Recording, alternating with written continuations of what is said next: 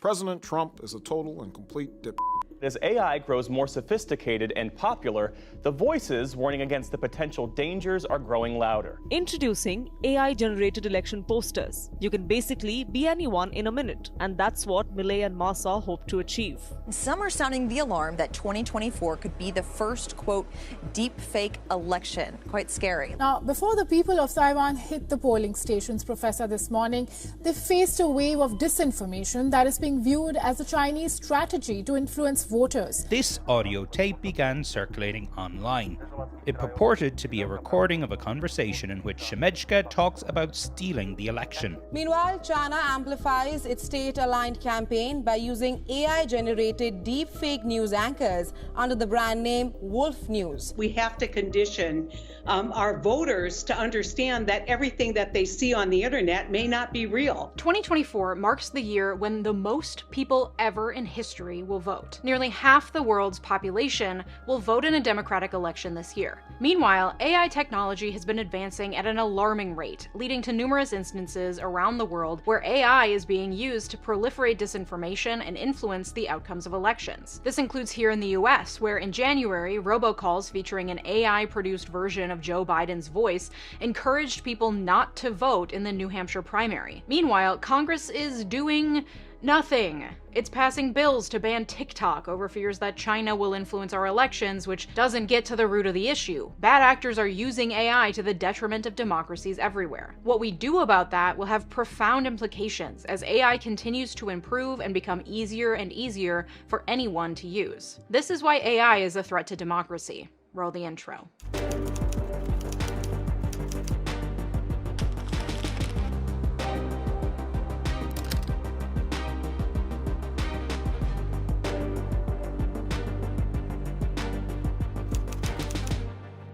A recent story came out discussing how election disinformation has taken a big leap with AI being used to deceive worldwide. The coverage discusses that nation-state actors from China, Russia, and Iran are likely to conduct misinformation campaigns during the 2024 elections. Deepfake technology is being used to create misleading content in various countries, and concerns are rising about the prevalence of deepfakes and their potential impact on the upcoming elections, especially in India. If you're interested in fact-checking your news about the upcoming election to make sure you don't get duped by AI, Ground News is a great place to start. I am genuinely so impressed with Ground News and so happy that they're partnering with me on today's video because they are genuinely a great source for combating your own biases and identifying biases in the media you consume, as well as a whole host of other super helpful tools. I use it every day for my research and I think it's a great tool. Ground News is a website and app that makes it super easy to stay up to date on the news, but in a way that gives you so much more context than a single source ever could. You can follow along with me at ground.news/Leeja. For this article, Ground News shows the differences in how it's being covered on the left and right. Here, the left is giving more of a global overview, covering diverse nations, whereas the right is really focused on how nation-state actors are trying to influence elections with AI. And if you scroll down, you can see the bias distribution of which news sources are covering this story and where they fall on the political spectrum. Plus, read the headlines and news articles from each individual source, noting the factuality rating for each source and who owns the news source. This gives you so much more context than a quick internet search ever could. Plus, don't miss the Ground News 2024 election page where you can stay up to date on all the latest election news. So click the link in the description or go to ground.news/Leeja and sign up to get 40% off unlimited access to get reliable information about the 2024 election.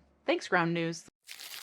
It turns out that since the dawn of the internet, politicians and the government have been trying to figure out how to partner with it and regulate it, largely unsuccessfully. AI is just the latest chapter in this, but it's been going on for about 30 years. The year 1996 marked a milestone with the launch of the first presidential campaign websites, a novel concept that brought politics into the digital age. This era also saw Microsoft teaming up with NBC to launch the Decision 96 website, offering a new platform for political discourse. It was a period of firsts, from the first e-commerce transaction in 1994, paving the way for online political donations in 1998, to the inception of Google AdWords in 2000. The digital landscape was rapidly evolving. The internet, initially celebrated for its potential to democratize information, quickly became an indispensable tool for political campaigns. The early 2000s saw further milestones, such as the first podcasts distributed through RSS in 2000, and the phenomenon of Google bombing in 2001, which highlighted the potential for misuse of these digital platforms. The term term Google bombing gained popularity in the early 2000s when internet users discovered they could influence Google's search results by collectively linking to a site with the same anchor text. One of the most famous examples of Google bombing occurred in the early 2000s when searching for the phrase "dumb motherfucker" led to the official biography of George W. Bush. And this was not the result of Google's algorithms naturally associating the term with that page, but actually the effect of a coordinated effort by users who linked to Bush's biography using the phrase "dumb motherfucker" as the anchor text. And even in the 2000 election, fears of misinformation spread over the internet were present. In a September 2000 issue of Searcher magazine, Paul S. Piper, a librarian from Western Washington University, warned that counterfeit websites could fool people into believing things that weren't true, including fake George W. Bush websites. Despite these challenges and concerns, optimism about the internet's role in democracy prevailed. In the wake of the 2004 presidential election, it was clear that internet campaigning was here to stay, with e-campaign departments becoming a standard part of political organizations. And this optimism really reached its peak around the 2008 presidential election, heralded as the Facebook election. It was the first election where all candidates, presidential and congressional alike, were attempting to connect directly with American voters via Facebook and, yes, even MySpace. Barack Obama's successful campaign demonstrated the power of social media to mobilize voters, setting a new standard for digital campaigning. Throughout his presidency, Obama utilized social media to reach voters. He was interviewed by Facebook executives, hosted a Twitter town hall, and Congress held its first hackathon. The Arab Spring of 2011 further underscored the transformative potential of social media, as protesters used these platforms to organize and broadcast their struggle for democracy to the world. Again, in the 2012 election, social media was heralded and used extensively in political advertising, communication, and voter activation. And the platforms leaned into their role. Google released data showing how much people were talking about the candidates and the issues. Facebook released tips for candidates on how to use the platform and released an election app with CNN. Twitter created a political engagement map. Even Amazon released a map where people could track the most popular political books by state. Then came Donald Trump. The 2016 U.S. presidential election marked a dramatic turning point. The extensive use of social media for political discourse, once seen as a boon for democracy, revealed its darker side. This was largely caused by Trump's reliance on Twitter to communicate with his base of supporters in a way never seen before by a candidate. Most politicians in the past had at least one line of social media managers between the candidate and the posting apps, which were filtering their statements into politically strategic posts. Not Trump. He was clearly tweeting by himself off the cuff at all hours of the day and night, with very little regard for the political strategy or even the accuracy of his tweets. The fallout from the 2016 election was swift and severe. Tech companies, once hailed as champions of democracy, found themselves facing intense scrutiny and criticism. In September 2017, Facebook released a statement saying it had found 2016 political ads originating in Russia. In 2018, it was revealed that a firm called Cambridge Analytica had used data from Facebook users without their consent to build extensive voter profiles that were then used to place targeted ads. These revelations exposed the vulnerabilities of social media platforms to manipulation and misuse, and started a conversation about the exploitation of user data that we still don't have many answers to. In response, these companies introduced a range of measures aimed at combating misinformation and enhancing the transparency of political ads. But then AI came along and said, "Hold my fucking beer." Even prior to the launch of ChatGPT in 2022, the world was contending with the reality of AI, especially in the form of quickly proliferating deepfakes. Deepfakes, a fusion of deep learning and fake, leverage AI to replace the likeness of one person with another in videos and images, making it nearly impossible to discern genuine media from manipulated content. This technology, particularly through the use of generative adversarial networks, or GANs, represents a significant leap forward in AI's capabilities in the last decade and raises numerous ethical and legal questions. GANs involve two neural networks, a generator and a discriminator. The generator creates images and videos that are fake, while the discriminator assesses them against the actual footage to see whether or not they're convincing. And through iterative processes, the generator gets increasingly better at producing realistic fakes all on its own. And then, of course, there's ChatGPT, which learns based on trillions and trillions of pieces of data we feed it, so it can guess rather accurately how to string words together. And as we've seen over and over again throughout human history, where there's new technology, there are bad actors figuring out how to use it for nefarious purposes. Some random personal examples that I've seen of AI being used for nefarious purposes on TikTok include one channel called Facebook Comments, comments where a guy just reads off boomer comments on Facebook as written. It's very funny, but a lot of his videos are of people reacting very sincerely to images that are very clearly created by AI. No one like my artwork. I do. Fantastic. I love it. Oh wow, beautiful. Amen. Wonderful. Amen. Wonderful. So beautiful, comma. Gorgeous work, yes. I saw another TikTok of a woman talking about a deepfake video of her being used to sell erectile dysfunction pills. Embarrassing moments. Michael spent years having a lot of difficulty maintaining an erection and having a very small. Isn't that crazy? And I've played around with Midjourney to learn how that works. Midjourney is an AI image generation tool. And you can look at user-generated images within your Midjourney account, and just scrolling through, a lot of them are clearly people trying to make sexual images, almost exclusively of women. And the vast majority of deepfakes are of women in sexual scenarios. Even Taylor Swift, for all her money and power and fame, isn't immune to the dangers of AI and deepfakes, which was revealed after graphic AI-generated images of her were shared on the internet and garnered millions of views before being removed. AI obviously has its limitations. When I tried to get Midjourney to generate a courtroom sketch of a black female attorney, it couldn't do it accurately and in the correct style. But it could do one perfectly of a white man. I also couldn't get it to generate accurate art of a woman in judges' robes. This AI is being taught with what we as a society have created. There aren't many pictures of black female attorneys depicted in courtroom sketches because racism. And that racism is then baked into AI. Midjourney is just one example of how AI reflects the deep-rooted inequalities in the datasets that they're trained on. In response to the misuse of AI in the entertainment industry, a landmark agreement was reached following the Screen Actors Guild strike last year, demanding consent for the use of digital replicas of actors, another example of how AI is being misused by powerful actors to skirt the system. Get actors to sign away their AI likeness rights for a single payment, profit off that agreement into eternity. I think this issue with the Screen Actors Guild is just a canary in the coal mine, signifying what's to come as large corporations begin learning how to exploit AI to save money. But even outside of jobs and economics and the very real threat of misuse of your image or likeness for nefarious purposes, the biggest, most widespread threat posed by AI is likely the threat to our democracy and the proliferation of misinformation that has already taken hold, especially since the 2016 election. The World Economic Forum has flagged AI-powered misinformation as the most immediate threat to the global economy, emphasizing its potential to undermine democracy and polarize society even further. The accessibility of AI technologies means that sophisticated synthetic content capable of swaying public opinion or questioning the legitimacy of governments can now be created by virtually anyone, anywhere. And this means that our elections are at stake both in the US and around the world. Like I said, this year in 2024, more voters than ever in history will be voting in elections in at least 64 countries and the European Union, representing about 49% of the entire population on Earth. This is incredibly consequential given the rise in AI recently and the examples we're already seeing of how AI can interfere with elections around the world. In Moldova, a deepfake video depicted President 𝗓𝗓 Sandu endorsing a Russian-friendly party and announcing plans to resign just before local elections. Officials believe the Russian government orchestrated this to erode trust in Moldova's electoral process and institutions. In Taiwan, an AI-generated clip falsely showed a U.S. congressman promising stronger military support for Taiwan if certain candidates were elected, stirring concerns about foreign interference in Taiwan's politics via social media platforms. In China, pro-China bots disseminated videos of AI-generated news anchors promoting narratives favorable to China and critical of the United States. A state-aligned campaign used video-generated AI to fabricate news and anchors. In Slovakia, audio clips seemingly of the Liberal Party leader were widely shared discussing vote rigging and hiking beer prices, leveraging the difficulty in verifying audio-only deepfakes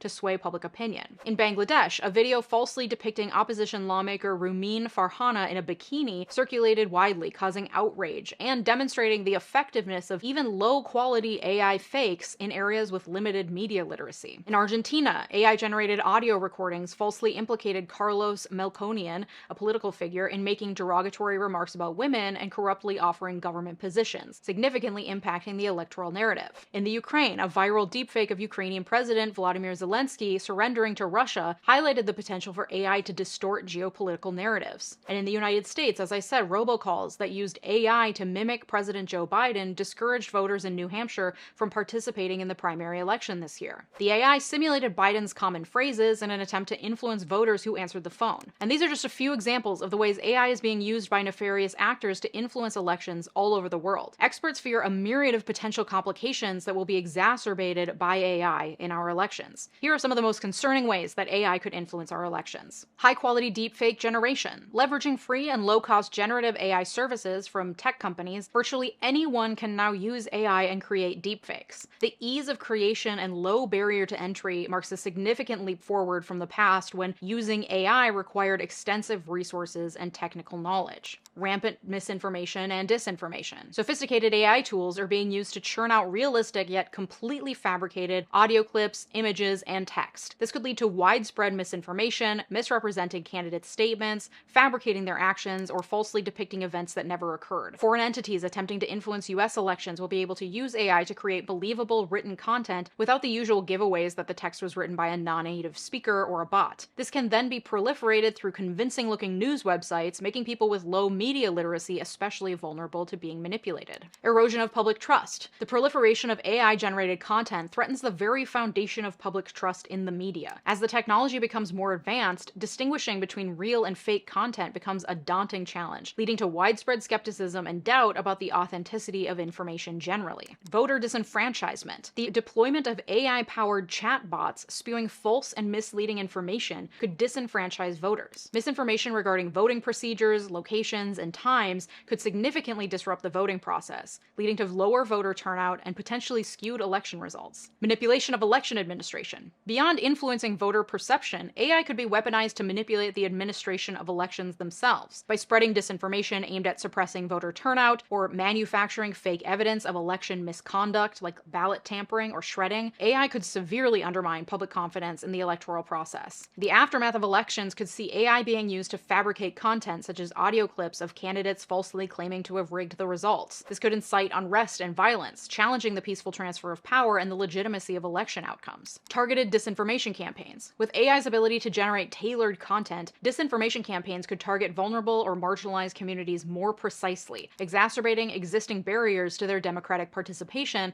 and potentially skewing electoral outcomes. Artificial consensus manufacturing. AI-generated text can flood online spaces, skewing discussions and creating a false perception of consensus on controversial election issues. And this can sway public opinion, influence voter behavior, and exacerbate divisions within our society. And the most insidious and unexpected outcome of all of this is that truth itself becomes refutable. The truth has been debatable for years thanks to Trump's calls of fake news and conspiracy theorists disbelieving experts in science, but with AI, the actual truth becomes debunkable. Truthful accusations can be refuted as merely an AI-generated fluke. It gives all politicians the plausible deniability to say, that wasn't me, that was AI. And as AI technology advances at a rapid pace, it's getting harder and harder to tell fact from fiction. And while the examples I've given you and the potential interference with national elections is bad, perhaps the biggest threat is at the local level. When a national politician is the subject of potential AI impersonation, many resources are available to detect AI and refute the evidence. Local elections don't have that influence, that reach, and that access to resources. It is far less likely that AI used in local elections will be as easily detected, and even less likely that its use would be roundly refuted enough to convince the public that it was fake. Once someone hears what they think to be a fact and believes it to be true, it becomes very difficult to dislodge it. That's why disinformation is so dangerous. Once it's out there, it's very hard to make it go away, especially at local, smaller scales where there are fewer resources. This means that AI could be more covertly used to influence local elections, which has a more immediate and tangible impact on people's day-to-day lives than national elections tend to. Not to mention the fact that the most active voters in this country tend to be older. The elderly are far more likely to fall victim to scams and disinformation because they didn't grow up with the internet or come of age while the whole, Nigerian prince scam was going around. Every millennial knows about the Nigerian prince and learned very early on in our education that the things sent to your inbox or eventually shared on social media aren't necessarily true and may actually be an active scam. Of course, millennials are still vulnerable to falling for scams and disinformation, but considering the proportion of our most active voters who believe everything on Facebook is a bit disheartening and highlights how vulnerable this country is to election tampering, especially locally. And with all this information about credible threats from outside our country and within it to undermine our elections using AI, Congress has gotten together and done what it knows how to do best. Write a bill that hyper-focuses on one politically charged aspect of the problem that will definitely not really solve anything. Enter the new bill that was just passed in the House that would force TikTok's parent company to sell TikTok to a buyer approved by the US government or be banned. The government is concerned that China could demand user data from TikTok's parent company ByteDance and then have a lot of information about US citizens it could then use to tailor content to influence us and our elections. And listen, 170 million Americans use TikTok. That's a lot of use and a lot of user data. But also 175 million Americans use Facebook. And despite being made in America, Facebook has proven time and again that it cannot handle user data responsibly. Whether it's actively violating federal discrimination laws or allowing user data to be used without consent by an outside company, Facebook's status as American-owned doesn't protect us from much at all. But TikTok is in China, and conservatives are obsessed with China, so this has become a politicized way to assert that obsession. And US intelligence officials have raised alarms that China could use TikTok to influence 2024 elections. In fact, a report from the 2024 annual threat assessment of the US intelligence community said that it had found TikTok accounts run by a Chinese government propaganda arm that maybe reportedly targeted candidates from both political parties during US midterm elections in 2022. That being said, multiple news sources have reported that no actual evidence of the Chinese government tampering with TikTok has been provided, and when pressed by Congress, leaders in the CIA and FBI have said that these threats are hypothetical at best at this point. And given the public snafu of last year's TikTok hearings on Capitol Hill, which resulted in excellent content on TikTok itself, our lawmakers aren't necessarily the most equipped to be addressing the ways in which this app is used or not used to influence US citizens, because they can't seem to figure out how to use the app, period. That entail TikTok funding or offset? Reported that TikTok's algorithms are so protect teens, your algorithm continues to promote harmful content. Wouldn't you agree that indicates there is something inherently wrong with the algorithm your platform employs? TikTok will grow into a much bigger problem, a cancer, if you will. Mr. Chu, does TikTok access the home Wi-Fi network? Only if the user turns on the Wi-Fi. I'm sorry, I may not understand the... So if I have a TikTok app on my phone... TikTok, for its part, has pledged to combat the spread of disinformation. For the upcoming EU elections, TikTok has said it will launch an in-app election center that will help people separate fact from fiction. TikTok said it is working with 9 fact-checking organizations in Europe and plans to launch additional media literacy campaigns this year. And this all reminds me of the early days of Facebook and Twitter, who prided themselves on partnering with governments to provide election information. But we're not really fooled by that anymore, and I think that's a good thing. We have a healthy dose of skepticism about any private company or their bought-out politicians ever actually working in our favor unless it improves their bottom line, and even then they'll probably do a half-assed job of it. But I don't think banning TikTok is the way to handle this. It's like playing whack-a-mole. Something else will pop up in its stead if it does get banned, and there will be new concerns about data privacy with that one too, because we'll have done nothing to actually solve the underlying problem, which is the use of the internet and now AI to spread disinformation, whether that's with TikTok or some other app. Efforts to regulate AI face a number of hurdles, and existing laws that have been around some since before the internet are usually ill-equipped to handle new claims brought by people who have been targeted by AI. In California, laws protect against the unauthorized commercial use of individuals' images, meaning your image cannot be used to sell stuff without your consent. But these laws don't extend full protection against non-commercial AI-generated images and deepfakes. So if someone takes your image and creates a deepfake out of it for fun, there's not much you can do about it. Deepfakes pose legal challenges when used for defamation or harassment or other harmful purposes. Traditional defamation laws, which target false statements, are less effective against the visual and auditory deception of deepfakes. We've not really had to deal with scenarios in which believable images and sounds are falsified to paint a person in a bad light. Similarly, criminal laws do not explicitly address the creation or dissemination of deepfakes, fitting them into broader categories of cybercrimes or sexual offenses. There are a handful of states that have outlawed revenge porn, but those laws, despite being so new, were not written with deepfake porn in mind. And that's just the personal liability cases tied to deepfakes. Regulating the use of AI to tamper with elections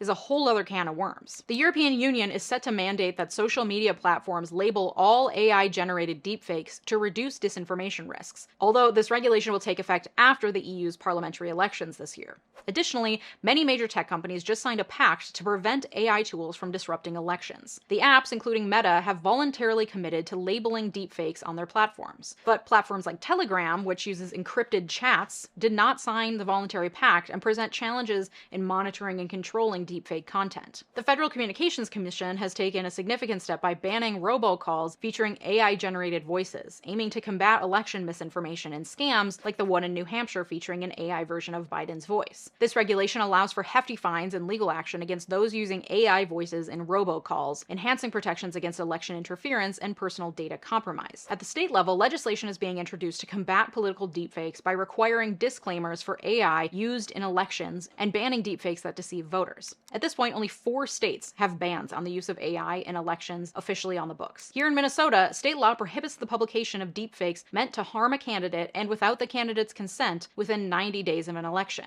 Federally, proposals are under consideration to ban deceptive AI-generated content in political campaigns and require disclaimers on AI-generated political ads. Despite these efforts, a comprehensive federal approach to regulating AI in politics has yet to materialize. Probably because they're too busy trying to ban TikTok instead of coming up with actual comprehensive solutions. The fact of the matter is that social media companies do play a huge, outsized role in our elections and in the control or lack thereof of the spread of disinformation and the use of AI to interfere with our elections. They've known their role was huge from the very beginning and have been partnering with the government for 25 years at this point. The government, however, has been painfully slow to realize that these private companies are ultimately motivated by money and not by the public interest, and so it is the government's job to step in and regulate them to make sure that our literal democracy isn't in jeopardy. They're trying to do that with this TikTok ban, at least in theory, but we've already seen that any of these social media companies has access to data that could be used to interfere with elections, no matter what country they're based in. And letting these companies regulate themselves by signing voluntary pacts with no actual enforcement mechanisms means that they're just going to continue to misuse our data and information, likely to our detriment. But honestly, even with good regulations in place, it's relatively easy to flout the rules online and remain anonymous. There will always be bad actors who will get around the law. There are some positive uses of AI being tested, like AI that helps spot misinformation, AI that can identify other AI, and other tools that are being developed just as fast as nefarious AI is being developed to hopefully even the playing field and promote greater awareness of what's real and what's AI generated. And that's great, but I think education is power in this case, and media literacy can play a huge role in helping to stop the spread of disinformation. I truly think that the main way that we're going to be able to combat disinformation at this point, given how widespread it is and how easy it is to spread, especially now with AI, is through an extensive media literacy campaign. I'm talking War Against Drugs, DARE program level shit. It needs to be in every school. It needs to be featured on after-school specials. There needs to be PSAs about it. There should be programs in every workplace to teach people how to spot disinformation. There needs to be catchy sayings and posters and t-shirts that will end up in Goodwills for years to come. There needs to be a massive activation to change the culture so that people are more informed and proactive about disinformation. A culture shift akin to the one that made smoking change from normal and widespread to relatively rare in one generation. We should be able to look back and think, wow, I literally cannot believe people were out there believing this stuff. That is part of what the government should be doing, not banning TikTok. But since there is no movement that large at this point, consider this your PSA. Hi, I'm Leeja Miller. I'm here to talk to you about something I really care about: democracy. Think about this. Did you know that our democracy is at risk because of a new technology known as artificial intelligence? Artificial intelligence, or AI, allows anyone with a connection to the World Wide Web to create audio, images, and even video that looks realistic but isn't actually real. This can make you believe something is true when it actually isn't. So next time you're scrolling on the information superhighway and you see a photo or video, look for the following signs that it's made by AI. Is there a face in the image or video? Deepfakes almost always focus on facial transformations. Look at the cheeks and forehead. Do they seem unnaturally smooth or unmoving? Do they seem too bright or washed out compared to the lighting in the rest of the image? Look at the eyes. Do they blink naturally or not at all? Is the shadow under the eyes or eyebrows natural, or does it seem off? Are they wearing glasses, or is a mirror depicted in the scene?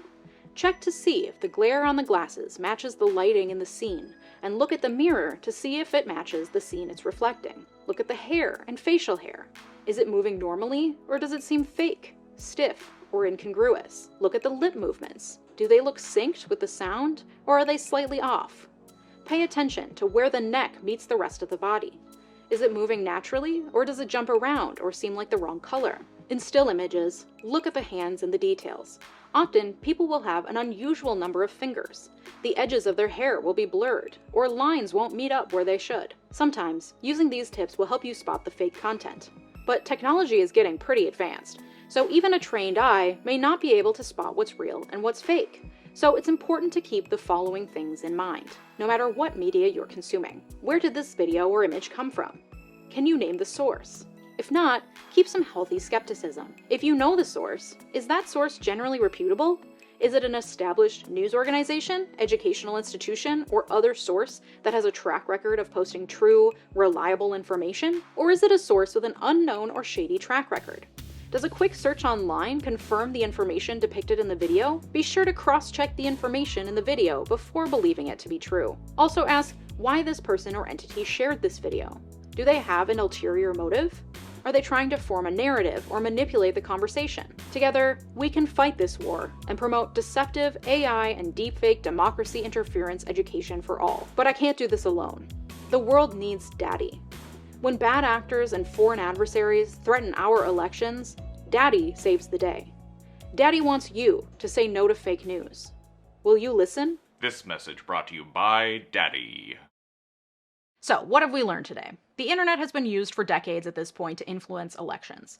Trump brought the spread of misinformation, especially via social media, to the forefront of the national conversation in 2016. AI, like ChatGPT and the proliferation of deepfakes, is making it harder to tell fact from fiction. There are already examples of deepfakes and AI affecting elections around the world. AI has the ability to influence elections, promote voter suppression, and spread disinformation at alarming rates. The ultimate effect is that we don't know what's real and what's not, allowing for politicians to deny very real allegations and blame AI, and for bad actors to affect the outcome of our elections, either before or after we cast our ballots. Regulations are slow to come, but banning TikTok isn't the answer. While we wait for politicians to learn what the internet is, we really need a widespread mass education initiative to bring media literacy to the masses. Because AI isn't going away, and it's just getting smarter. But we can work to promote education and awareness so that fewer people fall prey to its influence. Thank you to my Patreon community and my YouTube members for supporting the research and work that goes into these videos. Consider checking out my Patreon community or clicking the big join button below to become a member here on YouTube. You'll be supporting my work and getting access to special extra content. You can also get early access to next week's video, exclusive live streams, exclusive access to my brand new book club, and so much more.